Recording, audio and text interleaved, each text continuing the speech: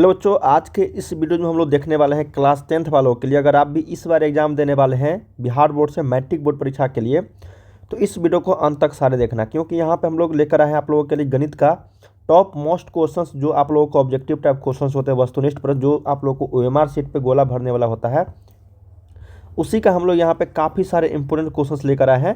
अगर इस वीडियो को देखने के बाद अगर एग्जाम्स देने जाते हो बच्चे, तो आप लोग को काफ़ी सारे क्वेश्चंस हल हो जाएंगे, ठीक है ना। तो मैं फिर से बता रहा हूँ, इस वीडियो को अंत तक सारे देखना, क्योंकि यहाँ पे जितने भी क्वेश्चंस मैं लेकर आया हूँ ना आप लोगों के लिए, ये सभी चैप्टर का समावेश है बच्चे। और काफ़ी सारे क्वेश्चंस यहाँ से आप लोग को हूबहू या फिर सेम पैटर्न वाले देखने को मिलेंगे। तो मैं आप लोग को सभी क्वेश्चंस को समझाते हुए काफ़ी अच्छे तरीके से बताऊँगा, ताकि आपको किसी भी प्रश्न में कोई भी डाउट नहीं रहेगा और आप आसानी से बना पाओगे, ठीक है। आप लोग को पैटर्न तो पता ही होगा। आप लोगों के टोटल फुल मार्क्स जो 100 रहेंगे, 100 ऑब्जेक्टिव रहेंगे, जिसमें से आपको 50 का जवाब देना रहता है, 30 आपका लघु उत्तरीय रहते हैं, जिसमें 15 का जवाब देना होता है, 8 आपका दीर्घ उत्तरीय प्रश्न होते हैं, जिसमें से आपको 4 का जवाब देना होता है। तो ये सब चीज़ आपको को तो पता ही होगा बच्चे, ठीक है। तो चलिए हम लोग बिना किसी देरी के पहला प्रश्न की ओर बढ़ रहे हैं। मैं फिर से बता रहा हूँ, वीडियो को अंत तक सारे देखना, वीडियो को लाइक कर लेना बच्चे, चैनल को सब्सक्राइब कर लेना, ताकि इसी तरीके से नए वीडियोज़ का नोटिफिकेशन आपको मिलते रहेंगे। चलिए, अगर किसी भी तरह का डाउट आती है तो आप मुझे ज़रूर कमेंट्स करके बताना, मैं आप लोग को हेल्प जरूर करूँगा, ठीक है। चलिए, पहला प्रश्न हमारे पास है, देखो यहाँ पे माध्य माध्यिका बहुलक, ये 3 जो टॉपिक है ना बच्चे, माध्य माध्यिका बहुलक सांख्यिकी का है ये।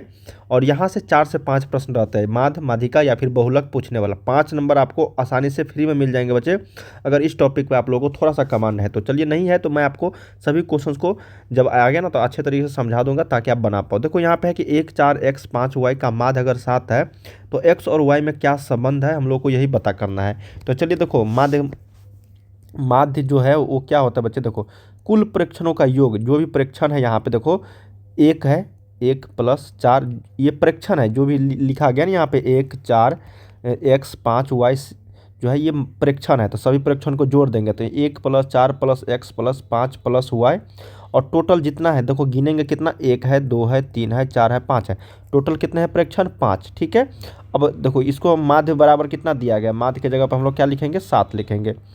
अब देखो जोड़ेंगे बच्चे यहाँ पे, तो देखो 5 4 9 1 10, 10 + x + y, क्योंकि x + y तो जुटेगा नहीं, तो x + y को हम लोग क्या करेंगे, अलग लिख देंगे, ये हो जाएगा 5, ठीक है।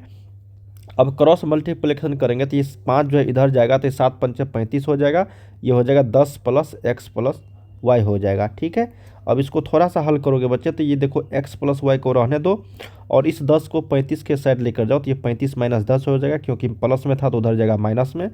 तो x + y का जो वैल्यू हो जाएगा यहाँ पे 25 हो जाएगा।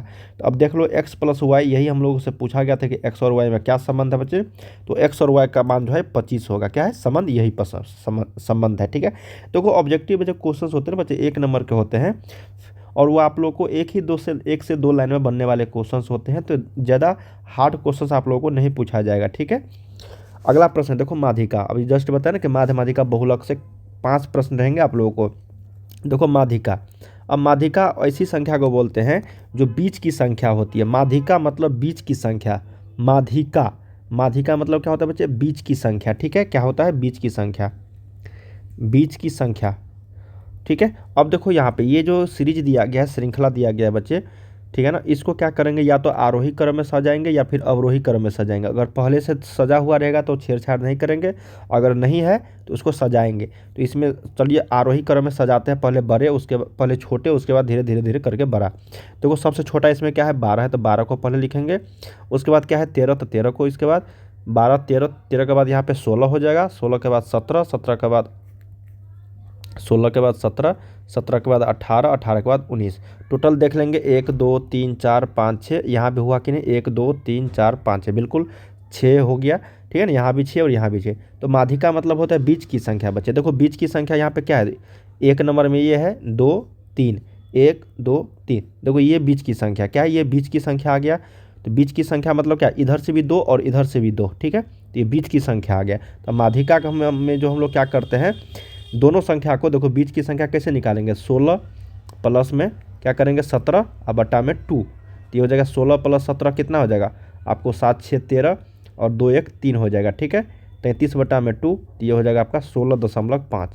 जब इसमें सम संख्या था तब ये आपको पॉइंट में आया बच्चे, ठीक है ना, पॉइंट में आया। जब आपको विषम संख्या रहेगा, मतलब जैसे यहाँ पे टोटल 6 टर्म था ना, तब ना हम लोग यहाँ पे जोड़ के लिखे हैं। अगर सम संख्या नहीं रहता, विषम संख्या रहता, तो आप सिंपल बीच की संख्या आ जाता। ठीक है, आगे क्वेश्चन आएंगे तो और भी आपको अच्छे से समझ में आएगा। अगला देखते हैं बहुलक। देखो बहुलक, माध्यमातिका हो गया, बहुलक आ गया। देखो बहुलक उसको बोलते हैं जो इस सीरीज में सबसे ज़्यादा बार कौन सी संख्या आई है। अब देखो सबसे ज़्यादा बार जो है कौन सी संख्या आई यहाँ पे, देखो एक बार 5 आया, एक बार यहाँ, एक बार है, मतलब टोटल जो है यहाँ पे 5 जो है वो 3 बार आया है। तो 5 जो है बहुलक क्या हो जाएगा, क्या हो जाएगा, 5 जो है बहुलक हो जाएगी। अब बोलोगे 7 सर, 7 तो 2 ही बार आया है ना, तो 7 क्यों होगा। और उसके बाद देखो 6 एक बार आया है, 4 भी 2 ही बार आया है, ज़्यादा कौन सा आया है, 5 आया है। ठीक है, तो 5 हो जाएगा बहुलक। बहुलक बराबर क्या होता है, जो जिसकी बारंबारता ज़्यादा हो, क्या है, जिसकी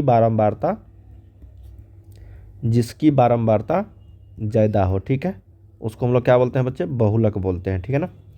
चलिए अगला देख लेते हैं कि एक पासे की एक फेंक में 3 और 6 के बीच का अंक प्राप्त होने की प्रायिकता क्या है।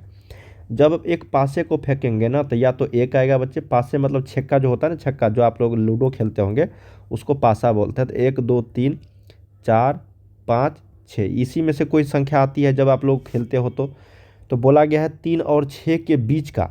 तो 3 और 6 के बीच, 3 और 6 तक नहीं बोला है, 3 और 6 के बीच बोला है। तो 3 और 6 को हटा देंगे, 3 को भी नहीं लेंगे और 6 को भी नहीं लेंगे। इस बीच में कितना संख्या है, 4 और 5 आएगा।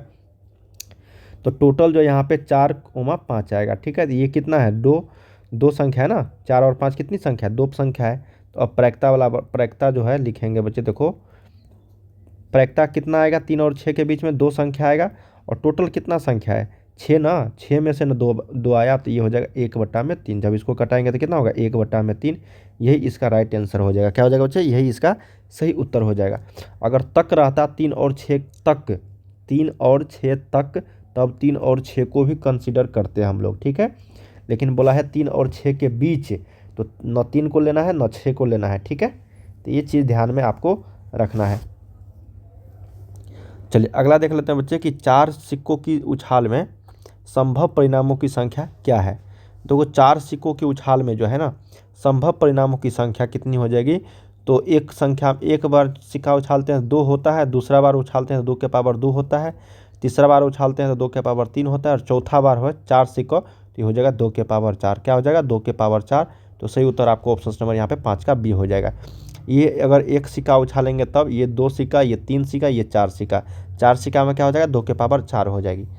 चलिए अगला देख लेते हैं कि एक पासे को फेंकने पर अंक 6 आने की प्रायिकता, नहीं आने की प्रायिकता। जब एक पासा फेंकेंगे तो 1 2 3 4 5 6 आएगा, और 6 नहीं आने की प्रायिकता, इसका मतलब क्या है, 5 4 3 2 1 आएगा, तो टोटल 5 संख्या आएगी, और कितने में, तो 6 में, तो 5/6 क्या हो जाएगा, प्रायिकता हो जाएगी। ठीक है ना, तो ये चीज़ आपको ध्यान में रखना है। चलिए अगला देख लेते हैं बच्चे, क्या प्रश्न हमारे पास अगला है कि एक पासे की फेंक में 4 या 5 आने की प्रायिकता। देखो 4 या 5, क्या प्रश्न हमारे पास, 4 या फिर 5। तो देखो 1 आएगा, 2 आएगा, 3 आएगा, 4 आएगा, 5 आएगा, 6 आएगा। तो 4 या 5 आने की प्रायिकता बच्चे क्या होगी, या तो 4 आएगा या तो 5 आएगा। ठीक है, तो इस दोनों में से कोई एक संख्या आ सकती है। तो प्रायिकता जो हम लिखेंगे, प्रायिकता बराबर या तो 4 आएगा या तो 5 आएगा। तो टोटल कितना है, 2 संख्या आने वाली है ना, तो ये 2 बटा में टोटल 6, तो ये हो जाएगा कितना, 1/3। इसका आंसर क्या हो जाएगा, 1/3 हो। चलिए नेक्स्ट प्रश्न देखते हैं, 8 नंबर प्रश्न हमारे पास कि एक वर्ष में, क्या प्रश्न है, देखो कहा गया कि एक वर्ष में 1 महीना यादृच्छा चुना जाता है। ठीक है, तो इसके अप्रैल या फिर जून होने की प्रायिकता क्या होगी। तो एक वर्ष में टोटल कितना महीना, 12 महीना, उसमें से बोला गया अप्रैल या फिर जून, तो अप्रैल और जून, अप्रैल या फिर जून, तो टोटल कितना होगा, 2 महीना, या तो अप्रैल आएगा या तो जून आएगा। तो प्रायिकता बराबर लिख देंगे। बहुत सिंपल होता है प्रायिकता बच्चे, बस आपको थोड़ा सा समझना होता है। तो यहाँ पे 2 बटा में क्या हो जाएगा, 12 हो जाएगा, तो ये हो जाएगा 1/6, या तो अप्रैल या फिर जून।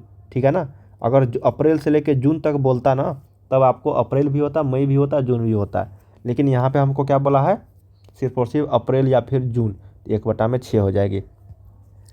अगला देखते हैं 9 नंबर। ये क्या क्वेश्चंस पूछ दिया, देखो बच्चे ये तो थोड़ा सा 2 नंबर में पूछा जाना चाहिए था। ठीक है, देखो इसको कैसे बनाएंगे हम लोग। देखो sine square 23 plus sine square 60 degree 67 है। जब इसको कॉस में बदलेंगे तो ये कॉस स्क्वायर 23 हो जाएगा, तो दोनों को जोड़ेंगे तो एक आएगा ऊपर में।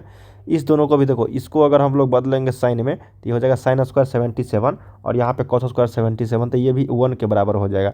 और मैंने आपको बता भी रखा था कि इस दोनों को जोड़ने के बाद अगर 90 डिग्री हो रही है और इस दोनों को जोड़ने के बाद 90 डिग्री हो रही है तो इसका मतलब एक मान हो जाएगा इसका, ठीक है। अब फिर उसके बाद देखो यहाँ पे प्लस है, साइन स्क्वायर 59 को हम लोग रहने देते हैं, यहाँ से साइन स्क्वायर 59 को रहने देते हैं और कॉस को हम लोग देखो यहाँ से साइन को हम लोग क्या करेंगे, कॉस में बदल देंगे। तो साइन 31 है ना, ये हो जाएगा कॉस, क्या हो जाएगा यहाँ पे देखो कॉस 30, कॉस में से कितना घटाएंगे हम लोग 90 में से, तो ये 31 आ जाएगा। तो बोलोगे सर 59 घटाओगे तो ठीक है, तो कॉस 90, यहाँ पे देखो यहाँ पे साइन होगा, ठीक है। तो साइन 90 में से कितना घटाएंगे तो 31 आएगा, तो बोलोगे 59 डिग्री। तो साइन 90 माइनस थीटा जो होता है वो कॉस थीटा हो जाता है, तो इसके जगह पे हम लोग क्या लिखेंगे, कॉस 59 डिग्री। कॉस 59 पहले से और कॉस 59 यहाँ पे है, तो इस दोनों को जोड़ोगे तो ये हो जाएगा कॉस स्क्वायर 59 डिग्री, गुना करोगे तो ये हो जाएगा। देखो इसका मान जो होगा वो 1 के बराबर हो जाएगा और 1 यहाँ पे पहले से था, 1 प्लस 1 बराबर 2।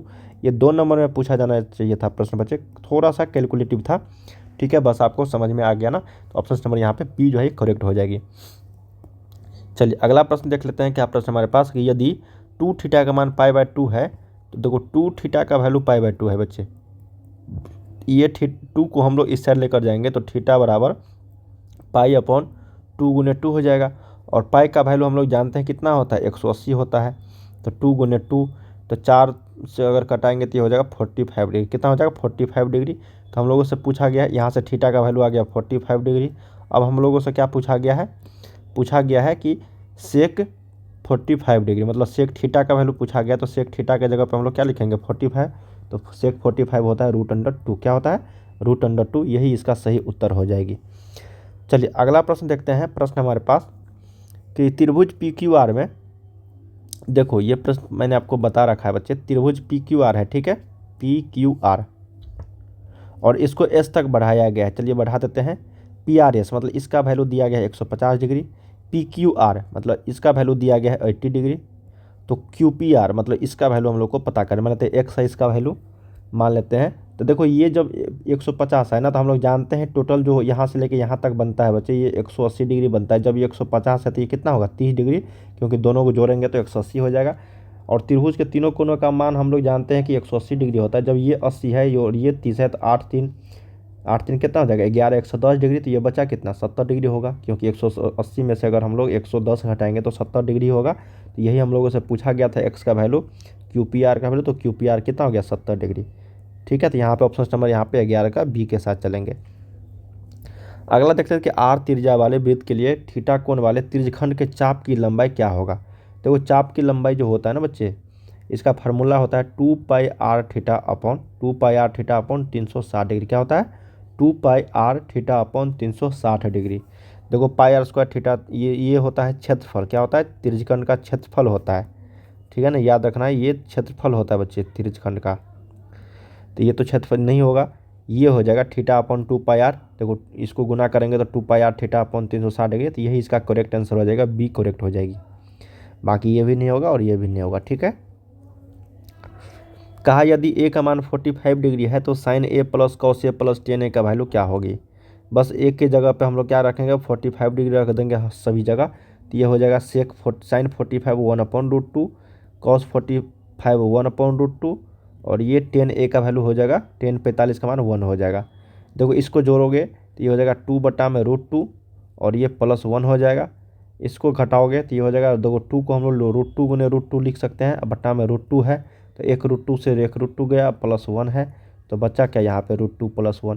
देखो आपको जिस विधि से बनाने आता है ना तो उसी विधि से बनाओ। मैंने आपको यहाँ पे बताया किस तरीके से। देखो मैंने LCM यहाँ पे नहीं लिया, सिर्फ और सिर्फ 2 को देखो 1/√2 को जोड़ेंगे तो 2/√2 आ जाएगा, ठीक है। आप यहाँ से LCM लेके भी बना सकते हो, तो √2 यहाँ पे LCM आ जाएगा, फिर 1 बचेगा, फिर 1 बचेगा, फिर यहाँ पे √2 हो जाएगा, ठीक है। इस विधि से भी आप बना सकते थे, मैंने आपको सिंपल यहाँ पे बताया है, ठीक है। अगला है कि किसी वृत्त की त्रिज्या दोगुना कर दिया जाए तो नए वृत्त और पुराने वृत्त के क्षेत्रफल का अनुपात क्या होगा। देखो नए वृत्त उसके बाद पुराना, तो नए वृत्त तो हो जाएगा, यहाँ पे वृत्त की जब दुगुना करेंगे तो यहाँ पे पाई 2r का स्क्वायर हो जाएगा, क्योंकि दुगुना किया गया है। ये नया हो गया, ये ऊपर वाला क्या हो गया, नया। और पुराना हम लोग जानते हैं पाई आर स्क्वायर होता है, ठीक है। तो यहाँ से देखो पाई से पाई यहाँ पे चला जाएगा, तो बचेगा यहाँ पे 4r² अब बटा में r स्क्वायर। तो ये r² से r² चला जाएगा, तो ये हो जाएगा कितना, ये चल जाएगा आपस में 1 से, तो ये हो जाएगा 4/1। क्या हो जाएगा, नहीं कुछ है नीचा में, तो क्या हो जाएगा 4:1। यही हम लोगों से पूछा गया था, 4:1। पहले बोला गया है नए वृत्त, ये नहीं मान देना कि 1:4, तो ये गलत हो जाएगी, ठीक है। पहले नया उसके बाद पुराना। दो वृत्त की परिधियों का अनुपात इतना है तो उनके क्षेत्रफल का अनुपात, कई बार बता रखा था बच्चे। दो जो वृत्त की परिधि होता है ना, वही त्रिज्या का अनुपात हो जाएगा। तो ये क्या हो जाएगा, त्रिज्या का अनुपात भी हो जाएगा, त्रिज्या का अनुपात। और जब हमको त्रिज्या का अनुपात पता चल गया तो क्षेत्रफल का अनुपात बता रखा था कि सिर्फ और सिर्फ इसका क्या करना, स्क्वायर कर देना। तो ये हो जाएगा 4/9, यही इसका सही उत्तर हो जाएगा, 4/9, ठीक है। अगला देख लेते हैं कि 9 sec square minus 9 tan square A का मानो क्या होगा। तो यहाँ से 9 अगर कॉमन लेंगे हम लोग तो ये sec स्क्वायर ए और माइनस में यहाँ पे tan स्क्वायर ए हो जाएगा। और इसका मान हम लोग जानते हैं 1 के बराबर होता है, तो 9 गुने 1 कितना हो जाएगा, 9 हो जाएगा। ये तो आप लोग के बुक का क्वेश्चन है और पूछा जाता रहा है प्रश्न। अगला देख लेते हैं बच्चे यहाँ पे कि यदि एक वृत्त की परिधि इतना से बढ़ाकर इतना कर दिया जाता है तो इसका नया क्षेत्रफल क्या होगा। देखो वृत्त की परिधि जो है ना 2 पाई से बढ़ाकर 8 पाई कर दिया गया है, ठीक है। तो यहाँ से देखो जब वृत्त की परिधि इतना से कर किया गया तो इसका मतलब त्रिज्या भी जो बच्चे, त्रिज्या भी, इसका मतलब त्रिज्या भी जो है, त्रिज्या भी कितना हो जाएगा, ये 2 पाई से 8 पाई करने का मतलब ये 4 गुना हुआ है, तो त्रिज्या भी क्या हो जाएगा, 4 गुना। क्या हो जाएगा, त्रिज्या भी 4 गुना। जब त्रिज्या 4 गुना हो गया, देखो बच्चे जब त्रिज्या 4 गुना हो गया ना तो क्षेत्रफल क्या हो जाएगा, 16 गुना हो जाएगा, क्योंकि त्रिज्या का स्क्वायर हो जाता है। क्या होता है, त्रिज्या का स्क्वायर गुना, ठीक है, त्रिज्या का स्क्वायर गुना। तो त्रिज्या 4 गुना हुआ है तो 4 का स्क्वायर कर देंगे तो ये हो जाएगा 16 गुना। क्या हो जाएगा, 16 गुना। ऑप्शन नंबर सी होगा करेक्ट। क्या होगा, सी होगा करेक्ट। देखो वृत्त की परिधि 2 पाई से बढ़कर 8 पाई हो जाता है, तो इसका मतलब त्रिज्या भी 4 से क्या हो गया, मतलब 2 पाई से 8 पाई हो गया, तो त्रिज्या क्या हो गया यहाँ पे 4 गुना हो गया, ठीक है। और 2 पाई से 8 पाई होना, इसका मतलब 4 गुना होगा ना, ठीक है। क्या होना, 4 गुना होना। अगर 2 रुपया से किसी को 8 रुपया हो जाता है ना, तो बोलो तो ये 2 का कितना गुना है, तो 4 गुना। तो 1 का मान क्या हो जाएगा, 4 गुना, मतलब 4 गुना ये परिधि जो हो जाता है, ठीक है। जब परिधि 4 गुना हो जाएगा तो त्रिज्या भी 4 गुना हो जाता है। मैं आपको बता रखा था क्यों होता है बच्चे, क्योंकि 2 पाई से 2 पाई कट जाता है, सिर्फ और सिर्फ आर बचता है। तो आर का मतलब त्रिज्या यहाँ पे 4 गुना हो जाता है। जब त्रिज्या 4 गुना हो गया तो क्षेत्रफल क्या होता है, उसका स्क्वायर गुना हो जाता है। तो क्षेत्रफल का स्क्वायर क्या हो जाएगा, त्रिज्या का स्क्वायर हो जाएगा यहाँ पे कितना, 4 का स्क्वायर, तो ये 16 गुना हो जाएगा। थोड़ा सा ये माइंड वाला क्वेश्चन था बच्चे, बहुत सारे छात्र इसमें गलती कर सकते थे। अगला देख लें कि किसी त्रिभुज के शीर्ष बिंदुओं के निर्देशांक कितना है, तो इसके केंद्रक के निर्देशांक क्या होगा। ये तो सिंपल है, बस आपको थोड़ा सा यहाँ पे समझना है। देखो ABC मान लेते हैं, ये 4,7 है, इसका है 0,5 बच्चे, इसका मान है 5,3। क्या है, 5,3। निर्देशांक बोला गया है, तो मान लीजिए ये C है कोई निर्देशांक। इस बिंदु C का निर्देशांक जो होगा वो क्या होगा, देखो C का जो निर्देशांक होगा बच्चे, यहाँ पे C का मान क्या होगा, देखो दोनों को जोड़ देंगे। अगर x का वैल्यू x, y है मान लेते हैं, तो x का वैल्यू निकालेंगे तो पहले x1 plus x2 plus x3 बट्टा में यहाँ पे 3 से डिवाइड करेंगे, ठीक है। किससे करेंगे, 3 से डिवाइड करेंगे हम लोग। अब यहाँ पे y का वैल्यू निकालेंगे तो 7 प्लस 5 प्लस 3, मतलब y1 plus y2 plus y3 बट्टा में 3। देखो 5 4 9, 9 बटा में 3 हो जाएगा। और ये कितना हो जाएगा आपका, 7 5 12 3, 15 बटा में 3। जब इसको थोड़ा सा हल करोगे तो 9/3 हो जाएगा, 3 3 तिया 9 और 3 पंचे 15, मतलब 3,5 जो है इस बिंदु का निर्देशांक हो जाएगा, ठीक है, केंद्रक का। तो ऑप्शन नंबर बी करेक्ट हो जाएगी। ये फार्मूला था त्रिभुज के केंद्रक का निर्देशांक निकालने का। अगला है कि -1, -2 किस पाद में स्थित है। कल ही बताया है प्रश्न बच्चा अच्छे तरीके से मैंने आपको, ये तृतीय पाद में स्थित है, ठीक है। अगर कोई चिन्ह परिपाटी में ये x होता है और ये y होता है, इस पहला में दोनों पॉजिटिव होता है, इसमें आपको निगेटिव पॉजिटिव होती है। थर्ड में आपको निगेटिव निगेटिव होता है, इसमें आपको पॉजिटिव और निगेटिव होता है। इसको हम लोग फर्स्ट बोलते हैं, इसको हम लोग सेकंड बोलते हैं, इसको हम लोग थर्ड बोलते हैं, और इसको हम लोग क्या बोलते हैं, फोर्थ बोलते हैं। तो ये थर्ड में था क्या, दोनों निगेटिव, -1 और -2 क्या है, दोनों निगेटिव है। इसलिए थर्ड यहाँ पे आंसर हो जाएगी। अगला देखते हैं कि यदि किसी रेखाखंड के एक छोर के निर्देशांक 4, -5 और मध्य बिंदु इतना हो तो दूसरे छोर के निर्देशांक क्या होंगे। सिंपल है बच्चे, देखो यहाँ पे क्या कहा गया ना कि कोई संख्या मतलब ये रेखा है, किसी रेखाखंड के एक छोर का निर्देशांक, मतलब इसका मानते ए है और ये बी है और ये आपका सी दिया गया है मध्य बिंदु। मध्य बिंदु 0,0 दिया गया है, चलिए मानते हैं सही है। ये 4, -5 दिया गया है और ये देखो इसका निर्देशांक हमको निकालना x/y, x, y का। तो x, y का हम लोग निर्देशांक कैसे निकालेंगे, तो हम लोग जानते हैं ना कि मध्य बिंदु कैसे निकलता है। अगर मध्य बिंदु मानते हैं 0 है पहला x और y, तो x का जो मान निकालते हैं दोनों को जोड़ के, मतलब 4 प्लस इसको मान लेते हैं x2, इसको मान लेते हैं क्या x2, y2, ठीक है। हम लोग क्या करते हैं x1 + x2/2 करते हैं, तो 4 + x2 अब बट्टा में यहाँ पे 2 हो जाएगा। इस 2 को अगर इस साइड मल्टीप्लाई करेंगे तो 0,0 × 2 हो जाएगा 0, तो हो जाएगा 4 + x2 = 0। तो यहाँ से x2 का वैल्यू हो जाएगा -4, क्या हो जाएगा -4। तो x2 के जगह पे यहाँ पे हो जाएगा -4। अब y2 हम लोग कैसे निकालते हैं, तो इसका मध्य बिंदु, तो यहाँ पे 0 हो जाएगा, फिर y1 + y2 तो -5 + y2 अब बट्टा में यहाँ पे 2, तो मल्टीप्लाई करेंगे तो ये हो जाएगा 0। तो y2 को अगर हम लोग इस साइड लेकर जाएंगे -5 को, तो ये हो जाएगा 5। तो y2 का वैल्यू यहाँ पे 5 आएगा और x2 का वैल्यू यहाँ पे क्या आएगा -4। तो -4 को 5 इस ऑप्शन में है। पहले क्या होता था ना, आप लोगों को 2 टर्म दे दिया जाता था, ठीक है ना, 2 बिंदु, उसका हम लोग को बोला जाता था कि मध्य बिंदु निकाल ले। लेकिन इसमें क्या किया गया ना, तो मध्य बिंदु दे दिया गया और एक बिंदु का निर्देशांक दे दिया गया है, तो दूसरा बिंदु का निर्देशांक कैसे निकालेंगे, बस उसी मेथड से बनाने हैं जो फार्मूला बताया गया था आप लोगों को, ठीक है। अगला देख लेते हैं कि यदि ए का मान 30 डिग्री है, बी का मान 60 डिग्री है, तो बस इसमें मान रख दोगे तो आप आसानी से बना लोगे। देखो साइन ए के जगह पे है, तो साइन ए का मान 30 डिग्री है, इनटू फिर है कॉस बी, तो कॉस बी के जगह पे कितना 60 डिग्री, बी के जगह पे लिखेंगे। कॉस ए, तो कॉस ए के जगह पे कितना है, कॉस ए के जगह पे आपको 30 डिग्री है, इनटू है फिर साइन बी, तो साइन बी का वैल्यू कितना है साइन 60 डिग्री। इस विधि से भी बना सकते हो, जैसे 1/2 आ गया, कॉस 60 का भी 1/2 आ गया, कॉस 30 का मान √3/2 होता है और इसका भी मान √3/2 होता है। इसको हम लोग मल्टीप्लाई करेंगे तो 1/4 हो जाएगा, प्लस ये हो जाएगा √3 गुने √3 3/4 हो जाएगा, ये 4 + 4 हो जाएगा, 4/4 ये हो जाएगा 1, इसका मान जो है 1 आएगा, ठीक है। या नहीं तो आप लोग एक फार्मूला और जानते होंगे बच्चे कि साइन ए + बी जो होता है, साइन ए + बी वो होता है कि sine A into cos B, क्या होता है sine A into cos B plus cos A into sine B, ये फार्मूला अभी आप लोग जानते होंगे। अब हम लोग को साइन ए और ये फार्मूला दिया गया, तो इसी के बदले हम लोग ये लिख सकते हैं।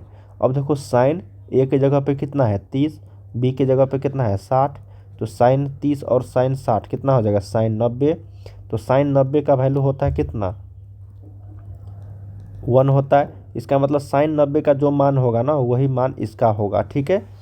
साइन ए + बी का जो मान होगा बच्चे, तो वो वही मान इसका भी होगा। तो हम लोगों ने 1 निकाला इसका भी मान, और देखो यहाँ भी 1 आया था, तो या तो ये निकाल दो या नहीं तो फिर मान रख के निकाल दो, दोनों आपको सही आंसर देने वाला है। अगला देख लेते हैं कि यदि बिंदु ओ 0,0 मूल बिंदु है तो और बिंदु पी के निर्देशांक कितना है, तो दूरी क्या होगी। मैंने आपको बता रखा था कि मूल बिंदु से अगर दूरी बोला जाएगा ना किसी भी, तो क्या करना है ओपी को मान लेते हैं, तो ये जो दिया गया ना उसका स्क्वायर कर देना और जोड़ देना, 3 का स्क्वायर + 4 का स्क्वायर, चाहे प्लस में हो रहे माइनस में रहे उस पर ध्यान नहीं देना है, सिर्फ स्क्वायर कर देना है, ठीक है। तो ये हो जाएगा 3, 9 + 16, ये हो जाएगा √25, ये हो जाएगा 5 इकाई, क्या हो जाएगा 5 इकाई, ऑप्शन नंबर सी करेक्ट होगा। अगला देख लेते हैं कि एक्स अक्ष पर किसी बिंदु के निर्देशांक का रूप क्या होता है। देखो एक्स अक्ष पर बोला जाएगा ना बच्चे, एक्स अक्ष पर तो हमेशा x, y लिखते हैं किसी भी बिंदु का निर्देशांक। तो x अक्ष पर बोला गया है तो x का मान होगा लेकिन y का वैल्यू नहीं होगा, y का वैल्यू 0 होगा, समझ में आ रही है ना। तो x अक्ष पर किसी भी बिंदु का निर्देशांक क्या होगा x, 0, क्या होगा x, 0। तो यहाँ पे देखो x, 0 है, देखो y का वैल्यू अगर 0 रहता ना तो ये हो जाता, लेकिन x का वैल्यू यहाँ पे x होना चाहिए या फिर कुछ होना चाहिए, तो ये भी नहीं होगा और ये भी नहीं होगा। जब y अक्ष पे पूछा जाएगा ना, y अक्ष पर दोनों पूछता है कभी कभी, ध्यान रखना। या यहाँ x पूछा है तो आपको y भी पूछा जा सकता है। तो y अक्ष में x का मान 0 लेना है और y का मान y लेना है, ठीक है। तो 0, y जब रहेगा तो ये समझना y अक्ष पर है, और x, 0 रहेगा तो इसका मतलब x अक्ष पर है। अगला देख लेते हैं कि 10 sin 60 डिग्री, 0, 10 sin 30 डिग्री के बीच की दूरी। तो चलो बीच की दूरी हम लोग डिस्टेंस फार्मूला से जानते हैं, रूट अंडर में होता है x2 - x1। तो 0 में से इतना घटाएंगे तो बचेगा क्या, 10 sin 60 ही बचेगा। 10 sin 60 का स्क्वायर प्लस में y2 - y1। तो 10 sin 30 में से 0 को जोड़ो या फिर घटाओ, कोई फर्क नहीं पड़ने वाला है बच्चे। तो ये हो जाएगा 10 sin 30 डिग्री का स्क्वायर, ठीक है। बस इसको थोड़ा सा स्क्वायर कर दो तो ये हो जाएगा कितना, 10 का स्क्वायर हो जाएगा 100, और साइन स्क्वायर 60 डिग्री का वैल्यू एक बार और लिख देता हूँ, ये हो जाएगा साइन स्क्वायर 60 डिग्री प्लस ये हो जाएगा 100, और ये हो जाएगा आपको साइन स्क्वायर 30 डिग्री, ठीक है। यहाँ से हम लोग क्या करेंगे ना, 100 कॉमन लेंगे बच्चे। देखो 100 अगर कॉमन लेते हैं, अगर 100 कॉमन नहीं भी लोगे ना तो बन जाएगा आपको, लेकिन यहाँ पे चलो मान रख देते हैं। तो 100 और गुने साइन स्क्वायर 60 का वैल्यू होता है 3/√3/2। तो √3 का स्क्वायर करोगे तो 3, और 2 का स्क्वायर करोगे तो 4, प्लस 100। ये थोड़ा सा कैलकुलेटिव क्वेश्चन है बच्चे, हालांकि 1 नंबर में ये क्वेश्चन नहीं पूछा जाना चाहिए था आप लोगों को। ये हो जाएगा 100 गुने, ये हो जाएगा साइन स्क्वायर 30 है। यहाँ पे क्या है, यहाँ पे देखो ये 100 साइन स्क्वायर 30 हो जाएगी, क्योंकि स्क्वायर लगा हुआ है ना। तो ये हो जाएगा कितना आपका, साइन स्क्वायर 30 का वैल्यू होता है 1/4, ठीक है। 1/2 होता है साइन 30 का, उसका स्क्वायर करेंगे तो 1/4। तो ये हो जाएगा कितना आपका 25, और इससे हम लोग करेंगे तो ये भी हो जाएगा 25। तो देखो 25 दिया, ये हो जाएगा 75, और ये 25 पहले से है यहाँ पे। तो ये कितना हो जाएगा, रूट अंडर में 100। इसका वैल्यू जो रूट अंडर 100 का मान कितना होता है, 10 होता है। तो इसका मान जो है 10 इकाई हो जाएगा। क्या हो जाएगा बच्चे, 10 इकाई। थोड़ा सा कैलकुलेटिव क्वेश्चन था, बस आपको पूछा गया है तो बनाना पड़ेगा बच्चे। तो यही इसका आंसर हो जाएगा। चलिए अगला देख लेते हैं कि यदि बिंदु 0 इतना के बीच संरेख है तो क्या होगा। संरेख बोला गया है, तो संरेख हम लोग कैसे निकालते हैं आपको पता होगा। या तो इसका क्षेत्रफल का मान जो है 0 रख दो बच्चे। ये भी 2 नंबर में पूछा जाना चाहिए था, पता नहीं 1 नंबर में क्यों पूछ रहा है ये सब क्वेश्चन आप लोगों को, ठीक है ना। तो इसका मान संरेख है, तो या तो क्षेत्रफल का मान 0 रख के बनाओ, या फिर आपको इसका स्लोप बराबर कर दो, ठीक है। तो ये मानते हैं x1 है, और ये क्या है, y1 है, ये x2 है, और ये y2 है, ये x3 है, और ये y3 है, ठीक है। तो जो आपको विधि पता है ना बच्चे, उस विधि से बनाओ। अगर संरेख अगर आपको त्रिभुज के क्षेत्रफल के अकॉर्डिंग बनाना है, तो त्रिभुज का जो क्षेत्रफल होगा इसका, उसका मान 0 के अकॉर्डिंग कर दोगे तो आपको यहाँ से मान निकल जाएगा, ठीक है। या नहीं तो आप लोग ये भी विधि बना सकते हो। देखो y2 में से y1 का घटाओ, ये भी होता है y2 - y1, अब बटा में होता है x2 - x1, अब बराबर यहाँ पे y3 - y2, अब बटा में होगा x3 - x2, ठीक है। तो ये भी मेथड से बना सकते हो, देखो आपको आंसर आ जाएगा। तो y2 के जगह पे कितना है 2, और माइनस y1 के जगह पे 0 है, x2 के जगह पे कितना है 1, और x1 के जगह पे 0 है। फिर y3 के जगह पे है y, और माइनस y2 के जगह पे कितना है 2 है, x3 के जगह पे x है बच्चे, और x2 के जगह पे। ये थोड़ा सा आपको समझ में नहीं आ रहा होगा, मुझे पता है। जब आप समझ में आ जाएगा ना तो आपको बन जाएगा आसानी से। या फिर संरेख वाले जो आप लोग जानते होंगे, जिस मेथड से आंसर तक पहुंचना है बस। तो देखो 2 बटा में ये 1 हो जाएगा, और ये हो जाएगा y - 2 बटा में x - 1। थोड़ा सा इसको कैलकुलेशन करोगे तो ये हो जाएगा 2x - 2, और ये हो जाएगा कितना y - 2। तो देखो ये दोनों सेम है, तो इस y से -2 से -2 यहाँ पे चला जाएगा, तो 2x बराबर y, 2x बराबर y, यही इसका सही उत्तर हो जाएगा, जो ऑप्शन नंबर आपको बी में है, ठीक है। 2x बराबर y। तो बच्चे हम लोगों ने यहाँ पे 1 से लेकर 25 तक प्रश्न किए हैं, जो बोर्ड परीक्षा के लिए आप लोगों के लिए इम्पोर्टेंट था। इसके आगे के प्रश्न हम लोग बहुत जल्द अगले वीडियो में लेकर आ रहे हैं। मिलते हैं अगले वीडियो में, तब तक के लिए आप लोग पढ़ाई करते रहिए। बाय बाय सभी को, ठीक है। और किसी भी तरह का दिक्कत है प्रश्न में तो आप मुझे ज़रूर कमेंट्स करके बताना, मैं आप लोगों को हेल्प ज़रूर करूँगा।